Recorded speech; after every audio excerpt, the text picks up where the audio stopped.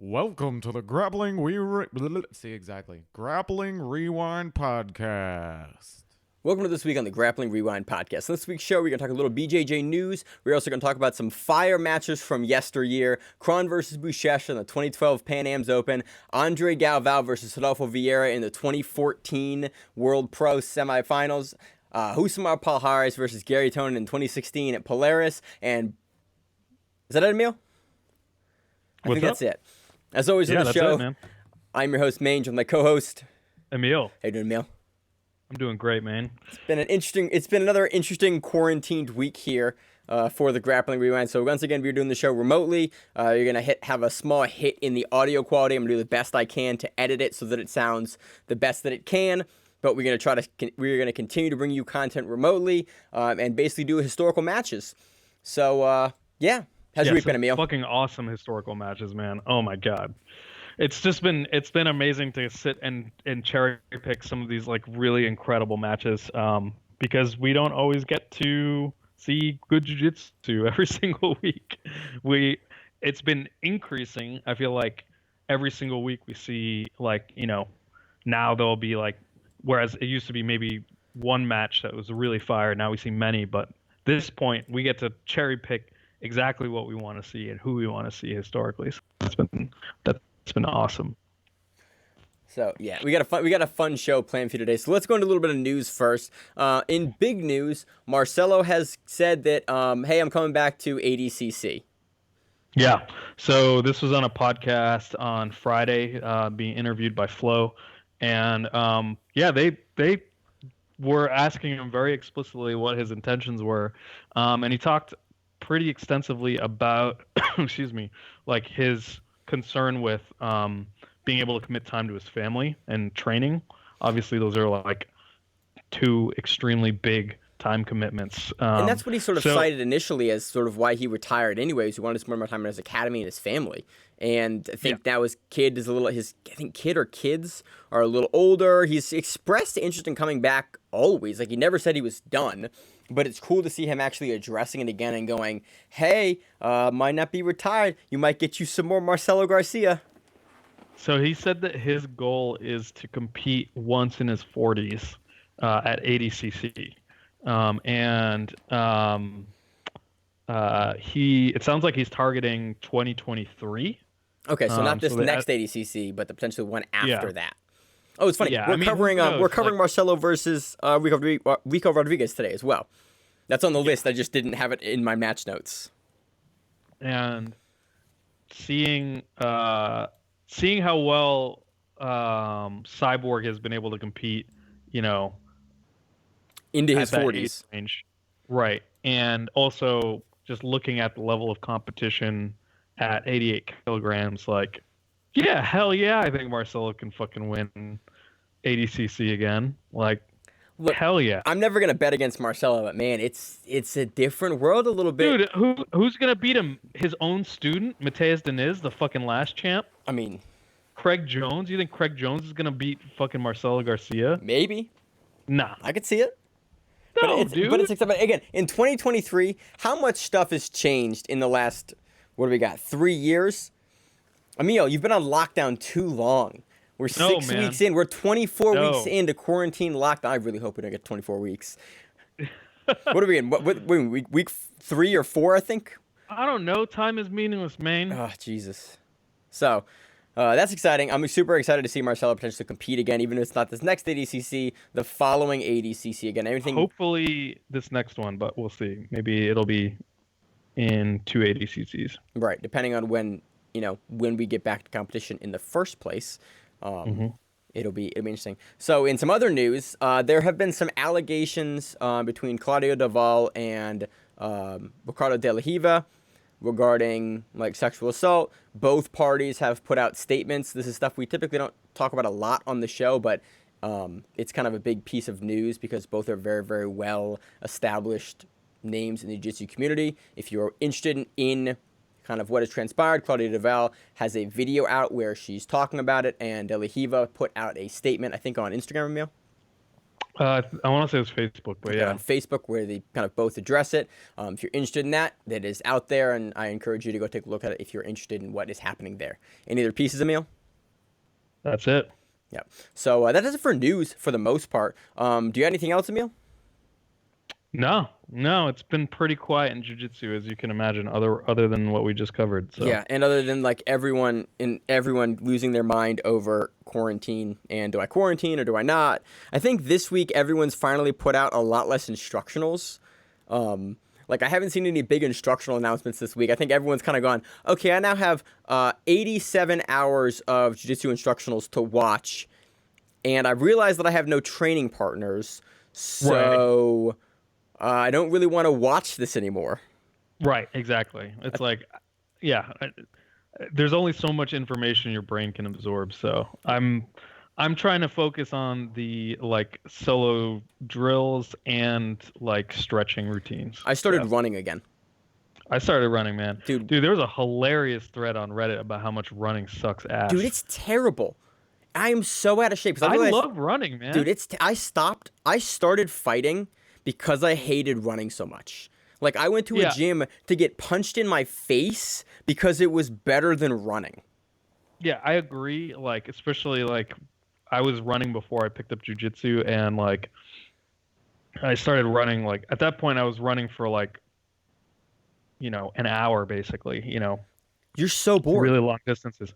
It's super boring. Yeah. Oh my God. So, but I mean, I'm not running that far, and so like, Yeah, 'cause I running can't. for half an hour is dope. Because my body's going, bro, you got fat.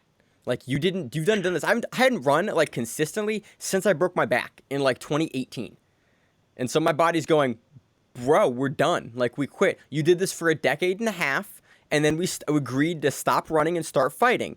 We're done with this bullshit now. So now quarantine, I got my running shoes on, and, like, Rachel hates me because she hates running, too. And we're both running together. It's not been so great. I love it, man.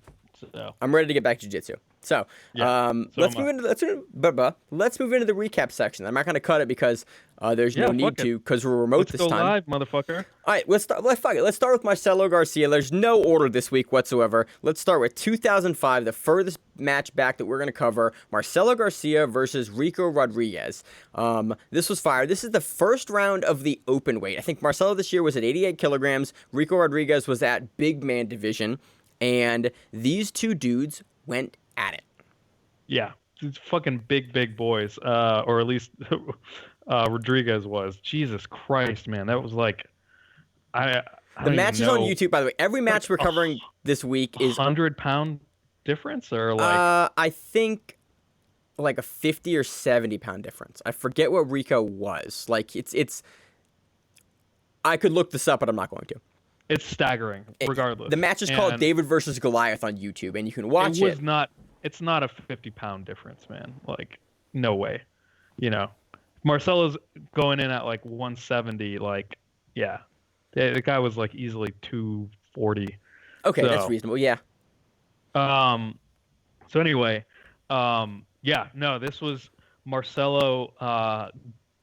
I don't understand how he wasn't flattened. Like, that's the thing that perplexes me about him is like he is like it's like trying to squash a tick. Like, have you ever tried to like squeeze a tick with your arm and it just keeps like popping back? Yeah. Like, that's Marcelo Garcia, man. Like, it's impossible to flatten him out, and he's just his butterfly guard is outstanding, man. Like, he's able to elevate someone who's so much heavier, so much bigger, so much stronger, and constantly elevate to start attacking, sweeps and entanglements.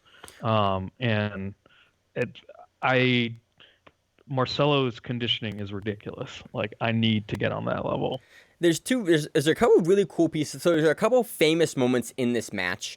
The first, being kind of the most famous moment, is at one point Marcelo sort of arm drags and gets behind Rico and like basically does a jumping back take on him, and Rico goes. So Rico's standing. Yeah. And Marcelo basically jumps up on the back, and he's got like a seatbelt grip. He's not yet attacking. Yeah, he doesn't have the hooks in. He's not attacking yet. And Rico goes, not doing this, and jumps like straight back and backpack slams him, which is, even in 80cc rule, is illegal because Marcelo didn't have the sub in, and they let the match keep going. Yeah, it was a violent slam, and Marcelo looks dazed for a second. They stopped the match, and this is like WWE level stuff. Like the crowd starts booing, Marcelo's dazed, the ref steps in, is waving his hands, like Rico's like walking up and basically like throwing his hands up, like what, like why are you booing me, like, and Marcelo resets, and Rico scrambles up and gets out. So Marcelo's hard-fought back take basically gets completely thrown out the fucking window based on this like fucking dirty-ass move and reset. Because if you're standing and someone starts taking your back, like you're fucked. There's like no easy way to extricate yourself from that. No, I mean, because you can't. It's like because you can't pull them behind you. There's like it's really really difficult to do, especially in the position that Marcelo is, where he's kind of sitting on the side of the hip for Right. Rico. Like there's no Right. good way aside from like spinning or slamming or taking down. But Marcelo, you know it. He can follow his hips so well. Those are not going to be really good viable strategies. Out of it. You can't spin out of it. They're just going to track you the whole way. Like the whole reason why the back escapes work on the ground is that you use the ground to peel them off of you and get your shoulders to the mat. You can't do that when you're standing. Right. Like So Rodriguez, you can try to do like the downward dog position where you like try to like shake them off. yeah, or you reach So, over like- the top of your head and you pull them down, which is like I call it the wrestler escape because it's something I see wrestlers get really really good at, especially in MMA. They get on all fours and they post and they go down and they reach behind them with one hand and they'll grab like the back of the crown of the skull of the shoulder and they'll shake and they'll pull the guy off their back that way because it's really hard to attack arm bars there. It's hard to attack anything, and it's something I see wrestlers use a lot, and that's the escape. Whenever I teach it, that's what I call it. Yeah. So basically, Rodriguez is out and starts pressuring in again, and Marcelo at this point, you can tell. I love it when you see particularly like a little guy who's getting like squashed, just be like, man, fuck this shit. I'm just going for a heel hook. And like he just fucking throws an outside ashi and like gets the outside heel hook and ends it in seconds. Like he could have done that like so many points, but he was like trying to implement his game. He's trying to impose his like game. back takes and guillotines, and he's like, all right, Danaher, I feel you, bro. Yeah. It's fuck it, try a leg lock. He just slammed me from the back mount. I'm done with this bullshit. I love this sub because it's such a fuck it, try a leg lock, like like it's not set up. It's a flash, like it's a flash sub. But it's also think about this. fucking- This was 15 years ago at this point. So the meta, we talked about there are a couple matches we're going to watch here in a minute. We're going to talk about that you start to see the difference over the years. Now that it's cool that we're doing this now in quarantine. We're going through all these historic matches because I had kind of forgotten that like 5, 10, 15 years ago, like you see a different meta in how guys attack stuff. And like this match with how Marcelo sets the heel hook in contrast to Gary Tonin versus Palhares, what we're going to talk about here in a minute, the setup is completely different. Marcelo just literally goes, oh shit, I better go for this leg lock, and then finishes like what nowadays would be seen as a very, very basic leg lock. And not saying Marcelo doesn't have amazing technique, but in retrospect, like looking at this from 15 years ago versus now, it just there is so much less understanding of that position and so much less needed in order to get the sub. And it's just cool to see that in retrospect now because we don't get a chance to watch a lot of these matches. Yeah, absolutely. And then Marcelo gets hit with a bottle. yeah. Someone from the crowd Because I mean, was throwing a bottle, but it was unclear at who. it looked like it hit Marcelo in the shoulder. Like it looked like it was at Marcelo. It was like a full but water it was bottle. it was such a deep throw, and like those guys were right next to each other that like I don't know who the bottle was intended for. Yeah. So. But I mean, even back in I think 2005, like leg locks were still a little bit seen as like a dirty move. I know there's very famous like stories about I think it wasn't Hickson, it was someone like getting a leg lock and then the coach yelling like, "Don't do it," because it's like it was seen as Luther Lever. There's a big thread about like why leg locks are seen as dirty until honestly fairly recently, when I first started training, like, you couldn't heel hook in the gym. And that was like a little less than 10 years ago at this point. So it's crazy that how much stuff has changed, and it's like that's like a common thing that you see now. So we were a club, and I remember they basically didn't really want to go into heel hooks with like white belts, you know. Yeah. Which I get it, you know. Oh yeah. Like, I still don't really want to go into heel hooks with white belts, but like I do show it, you know. yeah, you can show them the position Like, or whatever. hey, this is what this is. If someone does this, tap. Why? Tap. Because they're gonna blow your leg apart because you don't know where we are. But again, I mean, every semester I teach at the club, like I show them a little bit, like, hey, this is what this is, so you can keep yourself safe. But like back then, it was less common, I think, it's definitely less common than it was now. So it's cool to see it's still like everyone thinks that they were never around. Like Marcelo hits them in 2005 at ADCC in this match, and it's cool to see, to remember, like, oh yeah, these have been around for like a while. It's not even hit it. Like they even had a text animation pop up that said like submission by heel hook, right? So like, Right. you know, it wasn't like they were like staring at it being like, what kind of submission is this? You know, like it definitely was a thing back then. Yeah. So what do you want to go do next? I realized we have a bunch of leg lock matches this week, and in hindsight, I was like, I didn't really think ahead about this one. Do you want to go to Tonin? yeah, I guess we do. Yeah, you want to go Tonin, Paul Harris next, or do you want to go to Buchecha versus Kron next? 'Cause both of those are kind of matches where some leg lock meta's in there. Let's do Buchecha versus Kron. Okay, so I had one question in this match, and it was, who is the smallest guy to ever beat Buchecha? That's a great question, actually. Because we've seen Jesus. Buchecha now versus Kron. We've seen Buchecha versus Keith Krikorian at ADCC. We've seen him versus a couple small guys, but I'm trying to think of, like, who's the last small guy to beat him? That's a great question. That's in my notes, emboldened. Start looking that up. But this match was, like, Jesus Christ, these guys move so quick, and, like, this match more than any other. So this is the 2012 Pans match. Yeah. In the open weight. Which is, again, on YouTube, and you can watch it. I don't think it has commentary, but it's still, like, a really fun match. And so, funny enough, we covered Buchecha versus Rodolfo Vieira. I think it was 2012, might have been 2014. And 2 weeks ago on the show with Zach and Josh.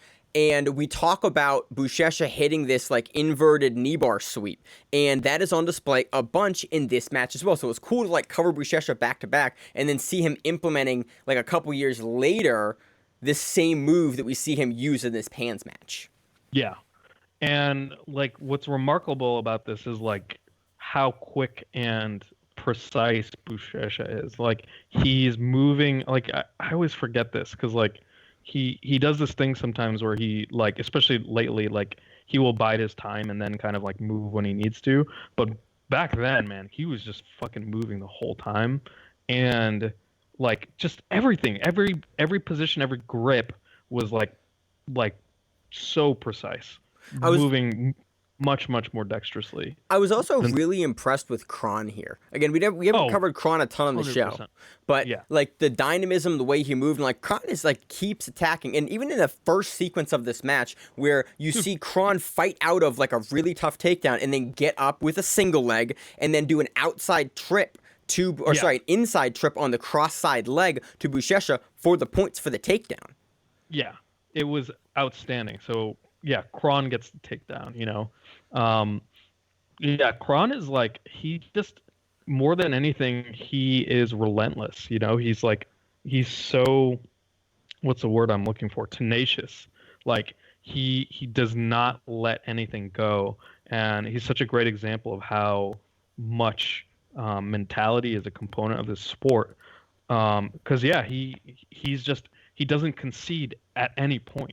There's no point where he concedes something, even though it's Buchecha, even though he's going up against someone who is not only bigger, but also insanely technical and, you know, like the most accomplished grappler, basically. But at the time, I mean, Buchecha was a fucking big deal, but he did not have quite like the history of The legacy. at black belt. So it's really interesting kind of looking at this. This is sort of the beginning of that big Buchecha run where he's just been super, super dominant. And we see those flashes of like, not flashes of brilliance, but we see what got him to the dance and what he's continued to do. We also get a chance to look at this match and see like what a younger Buchecha looks like now, almost 10 years before, and how his game has changed. And you, like you said it before we started recording, like, it's really cool to see a guy like Buchecha that has continued to be champion for so long, but also seems to still have the drive and like the motivation to continue to just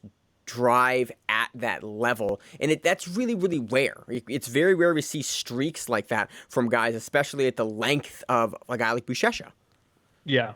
And also just like his ability to like he seems like so on the level and humble, like, but not in a fake way. Like he seems very genuine about it. I love Buchecha for that reason. Almost because like I never hear about any drama from him, you know. So no, that's right. So this match had a ton of entanglements and like I'm surprised at how like leg focused this was. There's a lot of 50-50 in here from both guys. From both guys, and like Buchecha entering there as well. Yeah, I like that both in this match you saw Kron and Buchecha sort of equally working the 50-50 position. And one thing I liked about this match a lot was you saw Kron actively taking his close side hand and he'd grip into Buchecha's same side lapel to prevent the tech up. Because again, Kron is the significantly smaller guy in this match, and you can see he is doing a lot of stuff to prevent from Buchecha just being able to like bowl him over and take him over. And that he uses that a bunch of different times from the 50-50 to prevent Buchecha from being able to base out his far side arm to stand up and tech up. And it's a really interesting way to address that. Is that collar grip guard, Kron was doing that way before the current meta. Oh yeah. So right now, that like all the Atos guys use that grip, and Kron was doing that, you know, back in 2012 and maybe even before. I have to go back to see like how early he was doing that. Basically the seated guard with that cross collar grip. Yeah, but I like this match because you saw again. It wasn't too lapel entangly, and you saw a lot of the intention for what both guys were doing. Like, it was very, I am going to try to do this. Okay, I'm going to use this grip to block you here. Okay, to get around this grip that you're blocking with, I'm going to do this, which is going to cause the guy... It happens at a speed that you can follow and watch, and it's really great for tape study, I think, because, like, you can watch all of the individual pieces, like, slot in there. Yeah, with one big exception, too, being... when Buchecha threw up a flying triangle. Yeah, that was, I was super, like, not surprised about that, but I was, like, Kron was on his knees, gets up, and then Buchecha just goes, jumps guard into the flying triangle, and I was like, damn, that's not a move that we see very commonly nowadays from Buchecha. Like, that is some 2012 Buchecha trying to finish the match, upset at Kron because Kron's doing well. Right. So, yeah, it was amazing. I love this. This finish was so great. So, basically... Buchecha is actually in guard, so Kron's able to to get a sweep at some point and is on top, and Buchecha starts to engage like a saddle, but he doesn't have the angle cut fully, so he starts rotating outwards, and then he halts, and Kron's fighting this furiously, and then Buchecha goes for an underhook and gets to kind of like almost like a waiter sweep position. And then rotates around underneath the opposite way to get to the position to get the knee bar. It's like, it's such a cool, he basically went the opposite direction that like I would have ever, you know, I always go a single way, but he's able to go both ways there. Yeah. And get the position for the knee bar finish. But I like this finish as well because A, it's cool to see guys finishing in the absolute, but it's also really cool that we see Buchecha kind of throwing a very similar style knee bar for the sweep in this match and in the Rodolfo Vieira. Like, this is a tool that we see him using And the tool is multifaceted. Like, he can Right. go one way, he can go for the knee bar, he can make you defend the knee bar to get the sweep, he can go for the knee bar as an opportunity, have you stand up for the sweep. But what was kind of telling for me was when he throws it from this bottom position, when both guys are seated, the knee bar is much more available to him now, because now instead of with the guy standing, the guy can stand up and pull out to defend. The mat is in the way. Like, you're already sitting on your butt. There is no getting away from it. So once Buchecha's hips follow you in that position,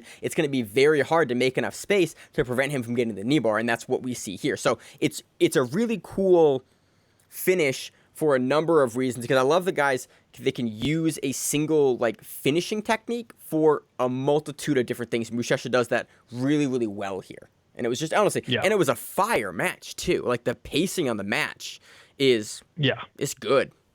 It's amazing.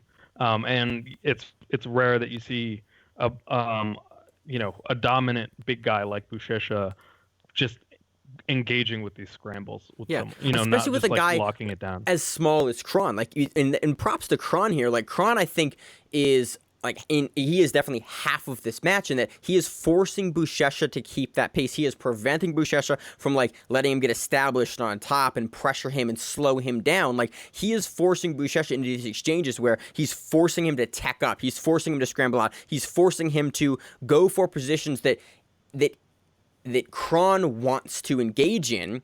And I think that really speaks to the gamesmanship planning of Kron, where Kron knows that, okay, if I get this big giant guy in top man side control, that's probably not where I want to be. I probably want to push the fight into these stand-up exchanges, into things where my speed is going to play more of a factor than, okay, I'm in a big guy and in his guard.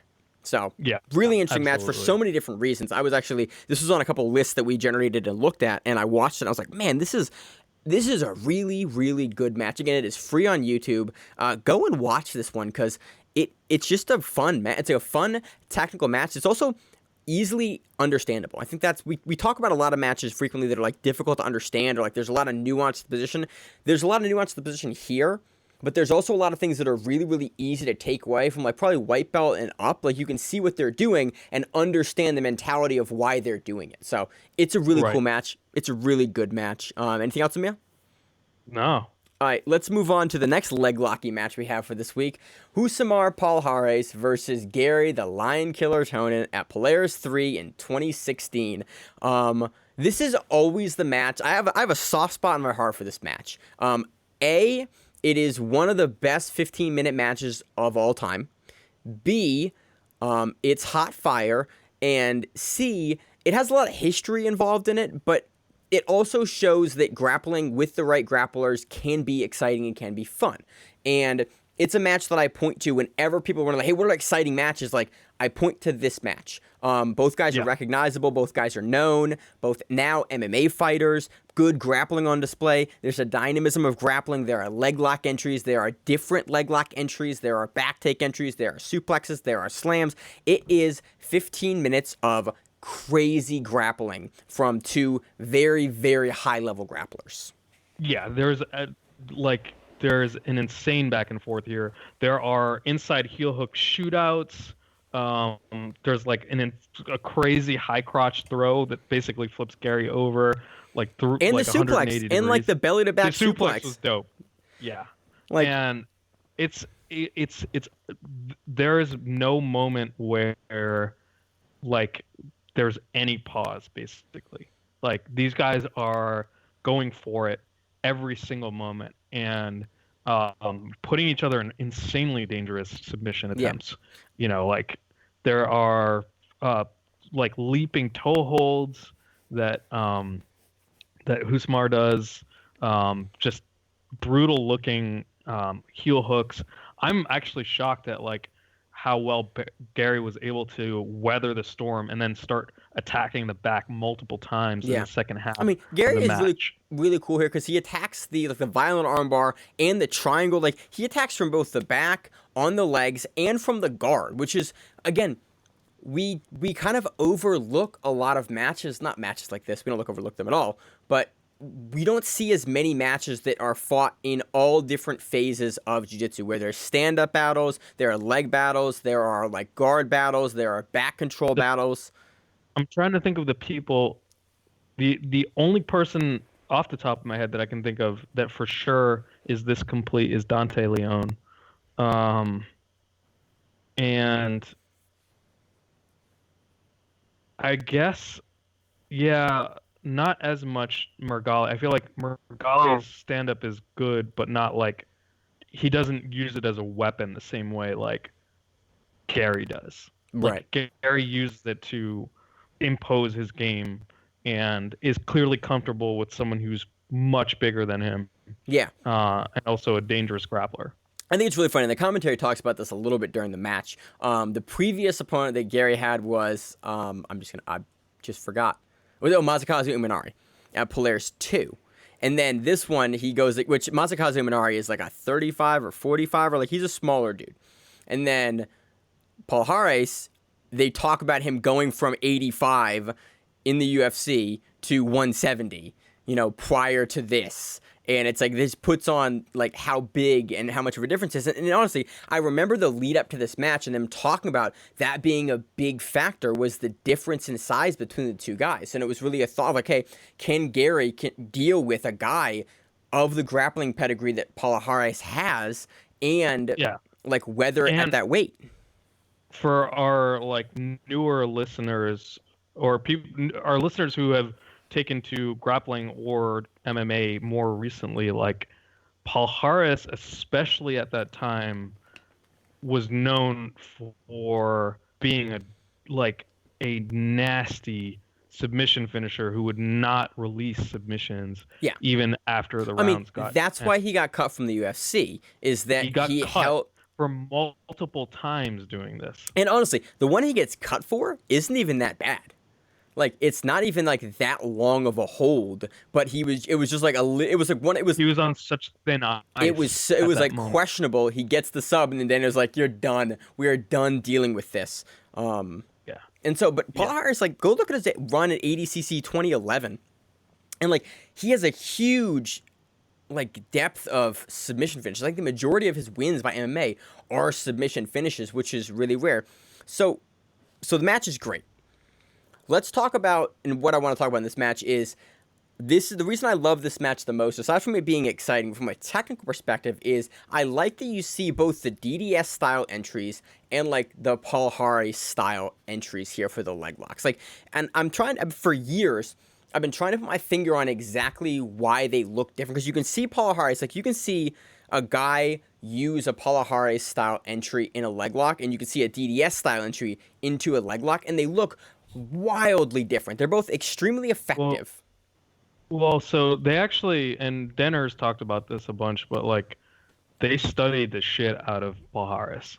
Palhares, like they took a significant amount of their game from him. I would say off the top of my head, the biggest difference that I see is like Palhares jumps on limbs very similar to the way like Marcelo did in the Rico Rodriguez match, where if there's a limb out, he will jump onto it. Or the other thing that you'll see him do sometimes is just pull a limb into position, right? Yeah. So what I see the Danaher guys doing a lot more is lifting with their legs and then pummeling. They lift and pummel a lot more. So they swim their legs into position rather than like necessarily like pulling you into submission, into position. The biggest thing that I see, and I've always kind of described it, is Palhares enters into his leg locks straight. Like he does dropping. He will drop into you, or he will go straight into you to get to something. Versus the DDS guys will go over you or under you to get somewhere. And you can see that in the match. There's a particular match where Husamar, I think it's in the UFC, hits a knee bar. And you see him, he does these almost like split drops in order to go for the leg entries. And the way he inverts and goes under looks very, very different than the way that Tonin goes under here. Where Tonin at one point, one of the like really nice leg lock entries he does it for like a straight ankle that he switches over to a heel hook, is Tonin rolls completely over top of his neck and shoulders underneath as Palhares is going away. And it's a really it's an entry that you see Tonin hit and very few other guys hit. And that's one of kind of the marquee things that we were seeing from Tonin in 2016 was this style of entry. And then contrasted to the Palahare style entry, which is still very effective. Like a lot of the entries that I use for stuff that I like in my game is sort of the Palahare esque entries because I like that a lot better. That's the style of grappler that I am. See. Yeah. I'm the same way. When I the vast majority of my attacks are more like that because they're direct. You see them. It's just like when you get to higher levels, those opportunities come up less and less. And so it's interesting to see like the DDS guys be able to like they do a lot of this corkscrewing motion basically where they're able to get entanglements that way rather than just straight like yanking someone's leg or like doing a flying. It's like honestly like a lot of it is almost like a flying attempt, right? That Husmar does. Yeah. Where he's just like kind of launching. He's throwing his hips up and at you.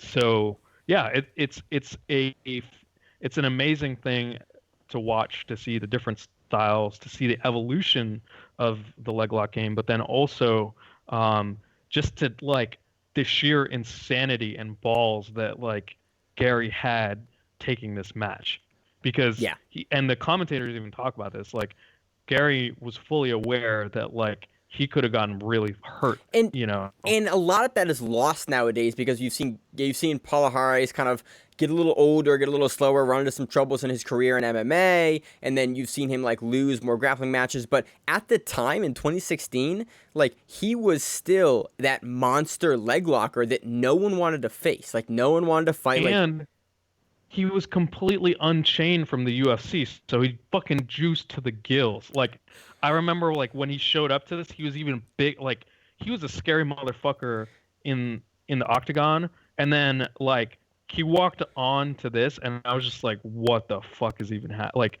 Didn't even look real, So the context for this, I think, in kind of getting to that, like that's one of the reasons this sticks in my head so prominently is this is right around the time that I was getting super into professional grappling in a big way, and sort of one of the precursors to this show in general was like, oh shit, there's some really good professional grappling matches on that, like. I'm into this. Like I tuned into Polaris to like watch. I had Fight Pass. Like I watched this live, and it's really cool. And this is one of those matches that started to launch the sport into the kind of that upper level because it was such a great match. Dude, this is a dope match. Like this match is again free on YouTube. It's everywhere. There are highlights. There are breakdowns everywhere of it. I love this match. There's also like at 2 points, Tonin has deep subs in Palhares' legs, and there's one of them that you see, and you see the calf of Palhares like turn and spin as Gary is like ripping his leg, and you see Kusamar just very calmly addressing the legs, and what he's doing here is he's not fighting the hands. He is doing the running man escape, turn out, free the knee line, and escape, which people in general wouldn't really figure out at like a more common level until BJJ Scout's video on Vinny Magalhães versus Gordon Ryan at ACBJJ. And that's where I think that comes to prominence. Like it was known, it was a thing that was known, and a lot of guys did it, but that big match study video of Gordon versus Vinny was the first time that I think there was like an instructional specifically on this is what he's doing. And you see it here in this match, like I think 2 or 3 years prior. So it's cool. Palhares, he's a guy to study. He's got a lot of really fun entries. This match really puts that on display. And if you can separate like who Palhares is as a guy and who he is as like a technical grappler, there's a lot of really fun matches to watch there from the guy. Yeah, absolutely. So anything else to watch in this match? No, it's one of the best jiu-jitsu matches of all time. Yeah, it really is. It be baller. I've seen like one comment ever on it, like being like, I was like, if you don't like this match, then professional jiu-jitsu is not for you. Right. Which is nothing wrong with that. It's just like, I don't know how you made it this far into the show. Let's see what else. So let's talk about the last match we got on the list this week. Andre Galvão versus Rodolfo Vieira, the 2014 the 2014 World Pro semifinals of the Absolute. I think it was 2012, but yeah. Was it 2012? Yeah, I think Watch us so. have watched different matches. Oh my God, did we watch different matches? I think it's 2014. That's the match that I have.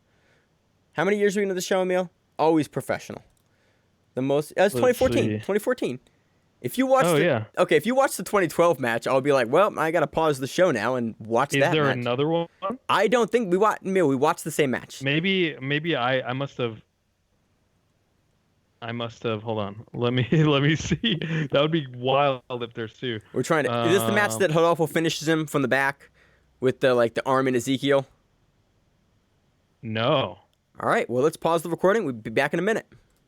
So moving on, these guys fought a bunch of times, but we're going to talk about the 2012 match at World Pro, not the 2014 match. I'm going to talk a little about the 2014 match as well, but we realized that we had watched different matches. So yeah, always professional here at the Grappling Rewind. Yeah, we try to be anyway. We try something, Emil. Yeah. Good Lord, man. These matches are so good. Which one do you want to start with? Let's start with the 2012 match and end with the 2014 match. We can talk about it kind of as these two guys face each other 2 years apart, and how what's the same and what's different. I ended up watching the 2012 one, and off the bat, Rodolfo hits drop Soe Nage with the collar grip, and it's like he was doing a drill. Like he stutters twice, and then on the third attempt throws, and Andre hits the mat like a sack of potatoes. Like it's like so Ippon. loud. Like it's an Ippon throw. It's a beautiful throw. It's also a small arena where there's not a ton of crowd there, so you can really hear. And the camera's really close mat side. You can hear the impact of the throw. And you talked about it when you saw the throw. The grip that Rodolfo's using to prevent Andre from able to square his shoulder up. Yeah. So during the throw, Rodolfo has the collar grip, the near side collar, and then he has a far side grip on the sleeve. He does the throw, and he just yanks up on that sleeve grip. And so Andre's back is on the mat, but his shoulder is lifted because his arm is getting pulled up by Rodolfo. And Rodolfo's basically able to take his time, and he attempts kind of like a triangle from the top. But Andre is able to get to a deep half position. And what's crazy... Keep going. Keep going. It's nuts to see. Like I can't speak for Andre, but like I get the impression that I would be surprised if he ever taught deep half as a strategy to use. Just knowing like the Atos guys, so he's clearly like having to rely on his skills here when he's in a bad position. And Andre hits a goddamn waiter sweep from deep half, which is so I can't remember the last time I hit a waiter sweep. It's also a sweep that we've heard recently, black belts talk about not being a thing at the higher levels. Literally it's a move that I've heard in the last 6 months. High level black belts shit on as a technique. And it's cool to see back in 2012 in this match versus Rodolfo Vieira, Andre Galvao. And again, it speaks to Andre Galvao as well, but it's also cool to see the meta shift. And then we talk about it whenever we talk about Hodger, guys that are really good can make stuff work. Exactly. I think that's the case because it's definitely modified, but it's for sure a waiter sweep from deep half. There's no question about it. And it's so crazy to see Andre be able to hit that.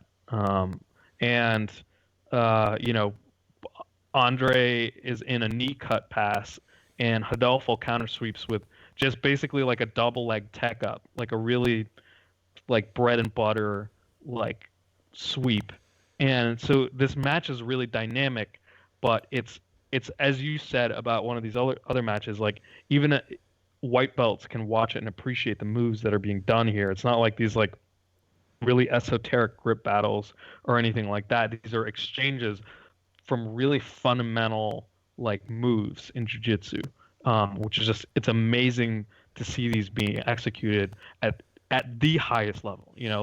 Rodolfo and Andre are two of the most accomplished grapplers in jiu-jitsu. Especially at both these times, they were the top dogs like in that era. Yeah. And so it's cool to Yeah. see them like in the gi going at it. One thing I really loved here is, again, watching the two matches in contrast, the 2012 match and the 2014 match, is the way that Rodolfo passes around Andre's legs, and like the way he uses and he starts to jam through the knee cut that Andre stops, and then he goes out, he long steps around it, and then comes across all the way to the other side. And then we see him blocking the hips of Andre Galvao in the exact same way, having his hip nice and high on the knees in order to prevent, and then taking the outside grip and then pushing the close leg down. Like, it's really cool to see a guy and two guys at the highest level match up again 2 years later, and the same sequence working again and being implemented on another guy like Andre Galvao.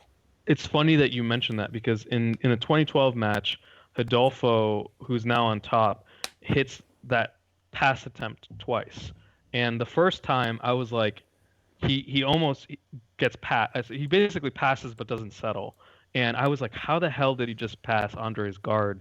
And I had to like rewatch it a bunch of times, and I got a good idea of what he was doing. And then he does it a second time, but with a much better camera angle, and more or less like ends the match like with this pass after having settled. And it's such a dope pass. It's like a step out, like Andre was in basically like a reverse De La Hiva type position, and Rodolfo's just able to like lift his leg up and do like a stomp and swim out in both times, and then just circle around. It's one of those things where it looks so simple. You're like, how does this work? Like it looks like a cheat. It looks like you shouldn't be able to do that easily. And then just be Rodolfo Vieira, or just be Marcelo, or just be Hodger. Like, yeah. That's why I love going back and watching these guys they're living legends in the sport, because jiu-jitsu and a lot of jiu-jitsu is taught like, oh, don't do this and don't do that. And I try to never, whenever I teach, not teach like that. Like, hey, I don't think this is a great move, or it's not a great move for me, with the caveat that if you get really good at this move, it might be a great move for you. Like Marcelo, and you can be, or Alexei Olenek, like, right. you can do standing nogi Ezekiel chokes, right? If that's the move, but it's cool to see like a guy like Rodolfo, like, hey, I've gotten really good at this kind of pass, and it works on Andre Galvao. Hey, I'm Hodger Gracie, I got really good at X choke from out. Hey, I'm Paula Harris, I got really good at like this leg lock and knee bar entry. It's like, if you get really good at these things and become that guy, it works. And that's why I love going back and looking at these in retrospect, because you see like, oh yeah, that's the guy and it works for him. It can totally work for you if you become the guy at that thing. Like Adam Wardzinski now in the butterfly guard, like he's revolutionized that a little bit in the current meta, where he's like, you're seeing developments and stuff that he is doing that's making that guard work in the current meta, and he is the guy for it. And it's just really cool to see that, like a guy like Rodolfo with that knee cut and that combo pass to the Toriando, like in that long step combo, it works and it's really good. So in the 2012 match, ends on points. In the 2014 match, Rodolfo wins via sub. And he gets around the guard, and the way we just talked about, the knee cut comboed with the long step, comboed with kind of the Toriando come around. And he's able to get kind of on the side of Andre Galvao, and he finishes Andre Galvao with what is, I'm going to mess up. It's basically a head and arm Ezekiel. Sort of like a collar choke from the back, but done from a side angle. And he locks it in, expresses it, and finishes. It's a really cool sub, but I love that it's done at this side angle, and it's not done like in the traditional position from the back. It's done like in this. It's nothing you see a ton, and it's cool to see, again, it working on a guy like Andre Galvao in the gi. Yeah, it's funny because I know the submission you're talking about, and I'm pretty sure Sheely calls it like the Japanese finish. Yeah. So where you go like behind the head. Yeah, you go behind the head. Yeah, it's a great bow and arrow finish too. Yeah, I always call it like the execution finish, like the hitman finish, because like you're doing this behind their head of just like as you as you choke them, like you push their head away and you push it down as you do it, and that's always how I thought about it. I'm like, man, I can't teach this choke like that. It's like, because that's Ambo. It's like, I always tell my But you students, can, man. like it's called Japanese But finish. you can. I always think of like the Hitman choke because you got your hand behind their head and you're pushing it down. But yeah, great finish, great selection of matches. I would love to, honestly, as we kind of go through, do more of these historical matches because we're quarantined for the foreseeable future. Go back and talk about more collections of matches like this. Like this happened kind of as happenstance. Emil and I happened to watch different matches that were with the same guys. But go back and compare and contrast some of these matches that we've seen. Like, oh yeah, these guys have fought 4 times, like Hoffa and Cobrinha. Like, they fought a bunch, like Hoffa and Toquinho. Like, they fought a bunch of times. They've traded matches back and forth and talk about sort of the changes that we see and the things that we see the same in those matches as high-level guys work around each other in different scenarios in gi and no-gi and, like, as years go on. So, this is a really interesting sort of match to look at because both matches are available. Both matches are in the same rule set. Both matches are, like, about 6 minutes, super short. And you can see the changes and the things that are the same from match A to match B. Yeah, So, absolutely. really, really great matches. Anything else, Emil? No, man. All right, so that does it for this week's show for the most part. So Emil and I were talking about what we wanted to cover next week, and we're going to basically continue to do a historical perspective on a lot of matches and break down a lot of matches that are classics. And next week we want to do something special. We want to do an homage to Dave Chappelle when keeping it real goes wrong.